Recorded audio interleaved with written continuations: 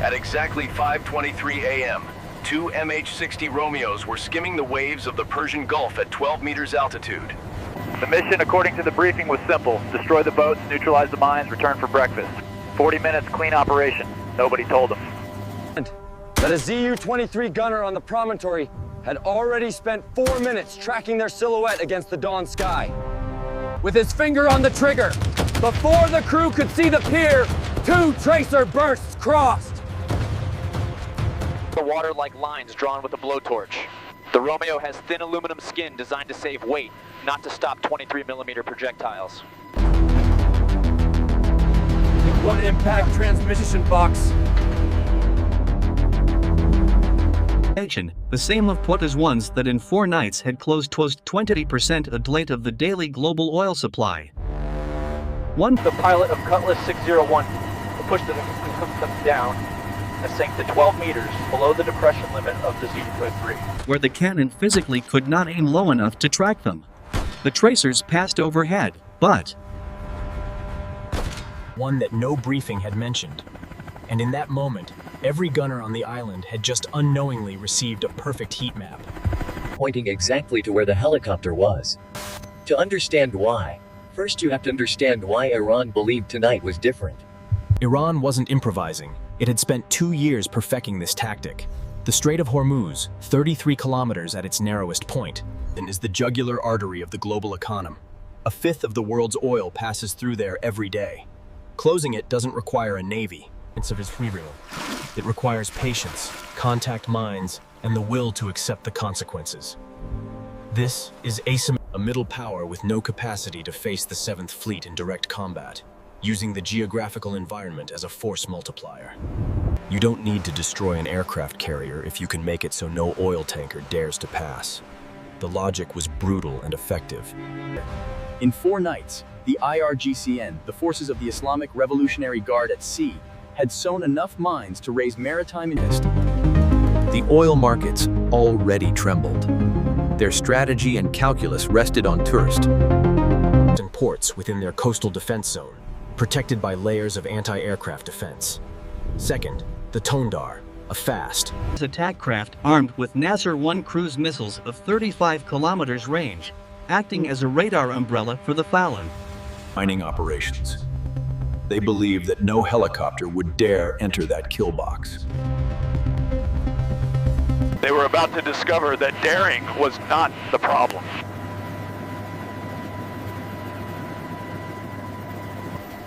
At 5:31 hours, the tactical air operator of Cutlass 6-1 aligned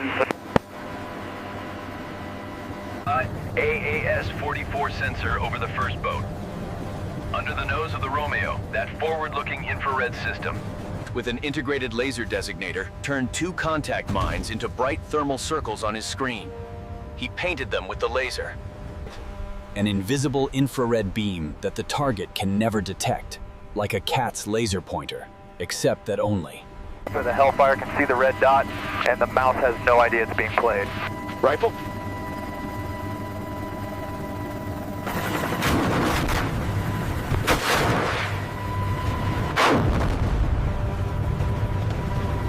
Towards a fishing boat loaded with mines capable of closing a maritime route valued at $17.7 billion.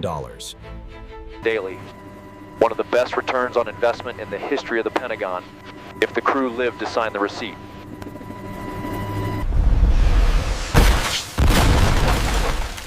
Impact. The boat split on the waterline. A mine detonated in sympathy. The secondary explosion launched debris 30 meters. Then the 2 problems arrived at the same time. FLIR saturated, too much heat, too fast. Like pointing a camera directly at the sun. 4 seconds of blank screen. And those 4 seconds were a gift. For every gunner on the island, the flash of the Hellfire had just revealed exactly where Cutlass 601 was hovering. 6 meters east of the ZU-23, an IRGCN soldier was taking a Misagh-2 out of its case. The Iranian shoulder-fired version of the Stinger, distributed to infantry squads like flashlights before a storm. Its infrared seeker head needed 5 seconds to initialize. The The tactical operator had 4 seconds of dead screen to recover the FLIR. The pilot had to hold position to designate the next boat, and holding position at 12 meters meant that the hover established. Holding. ZU-23, which now had a fixed point of light instead of a shadow skimming the waves, was aiming for it at a static target for the first time in the entire engagement. The image returned in patches. First the pier, then shapes moving where there were no shapes 10 seconds before. All the engines in the port coughing to life simultaneously. The operator turned the sensor toward the second boat, called Rifle. The pilot felt the fuselage tremble. Rifle! When a burst of 23mm passed so close it was heard through the canopy. He held position. The Hellfire needed 7 more seconds of continuous laser. The Misagh-2 needed 3 more seconds to initialize. The math was that simple and that. Terrible. Second Hellfire, clean impact. Third boat destroyed by the shockwave of the first. 3 boats in 90 seconds. With the ZU-23 firing non-stop. If you were the pilot of Cutlass 6-1 in that moment. The ZU-23 aiming, and the Misagh-2 3 seconds from tone. Would you hold position for the third shot or break? And save the crew? Comment below. A, maintain position, or B, break contact. At 5:38 hours, Cutlass 6-2. Cakesley had the worst problem of the morning. A C-14 fast attack craft had pushed its engines to the limit and was escaping towards open waters at 45 knots, with 3 mines on deck and a heavy Daesh-K machine gun firing green tracers backwards. It wasn't fleeing, it was covering its retreat.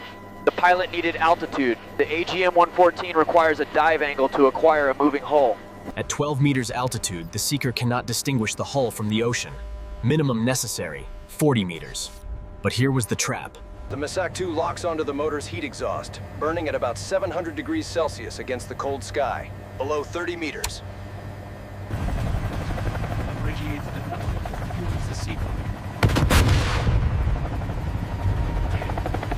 Clean lock. The only survivable strip of air was an 80-meter-high band, and the Daesh-K filled it.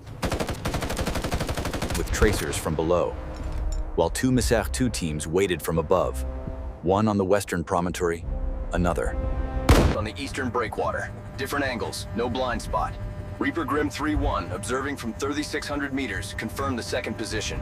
Braking towards one meant flying straight towards the other. The pilot pushed the collective up 40 meters. The operator locked the FLIR on the center of mass of the C-14. A 14-meter hull bouncing in its own wake at 4 to 5 knots. Observing from 3,600 meters, confirmed the second position.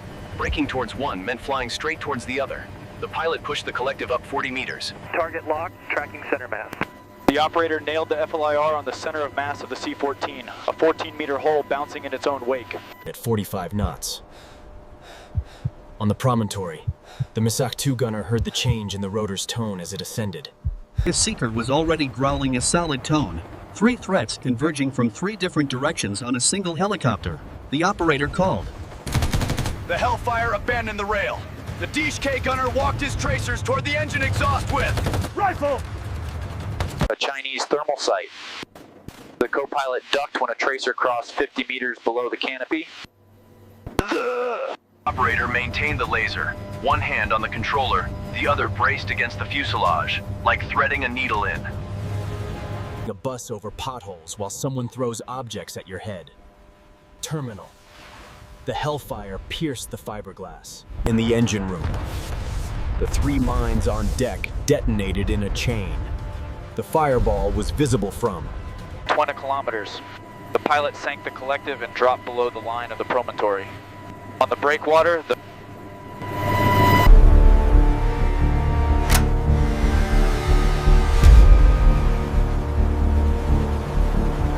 The seeker finished initializing. 37 seconds with the tube on the shoulder. The target left before the missile woke up. At 0600 hours, the sensor operator of Grim 31 was looking at his screen from a ground control station 9,600. Sat, and doing the math that was going to ruin his morning. The MTSB system under the nose of the MQ-9 Reaper. A multispectral thermal camera capable of reading a license plate from 4,800 feet showed the port on the main pier, 3 on a secondary jetty, a Tondar fast attack craft armed with Nazar cruise missiles. One of 35 kilometers range, acting as a radar umbrella, and behind the Tondar, a 50-meter landing craft. With the flight deck loaded with pallets in orderly rows. 45 armed naval mines ready, already accelerating towards The mouth of the port. More targets than Hellfires available, and this was not going to be a walk in the park. 11 MQ-9 Reapers.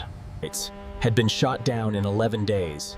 The main reason, the Iranian 358 missile, a jet-propelled interceptor that hunts exclusively by infrared signal, without radar emissions, without warning on the Reaper's warning receiver. Like the domestic Siamese cat under the bird feeder. No movement, no sound, just 2 eyes fixed on a sparrow that doesn't. No, it's being watched. Except this cat closes at 350 kilometers per hour. Every 30 seconds, the operator had to abandon the designation of targets to scan the sky. 2 seconds of searching meant 2 seconds without a laser on a moving target, like trying to squash a wasp while parallel parking. The wasp doesn't need to sting you to ruin your day. Grim 31's self-protection pod under the wing, an electronic countermeasures system that detects incoming threats and deploys decoys, was one of the few Reapers in theater equipped for contested airspace. It was supposed to capture the .358, it was supposed to. At 6:11, the first target, a mine layer turning east, laser on, rifle. Rifle. 22 seconds of flight holding that beam through Gulf humidity that dispersed the laser-like headlights in the fog. The Hellfire impacted clean. The mines cooked off. The secondary explosion reached the adjacent boat. Confirming target neutralized. 2 for 1, holes touching. 6 seconds of blind FLIR from the double detonation. When the image returned, the Tondar's radar had jumped to full power. Its cannons couldn't reach 3,600 meters. The Nazar ones were anti-ship, not anti-air. But the radio was. The real threat. The captain of the Tondar was transmitting heading, altitude, and orbit pattern of the Reaper to every node. Of air defense on the coast. Misagh-2 teams in the hills behind the port, with enough initial altitude for their envelope to reach almost 3,300 meters. Grim 31 flew at 3,600, a margin that your mortgage bank would call uncomfortably thin. The operator calculated his next shot between the swings of a crane arm on the adjacent pier, swinging in the wind of the explosions. Like a screen door in a storm. Each pass interrupted the laser 0.2 of a second. At Mach 1.3, that's 90 meters of Hellfire flying blind. He waited. Designated. Rifle. The arm crossed once. The Hellfire reacquired. Corrected terminal. Terminal.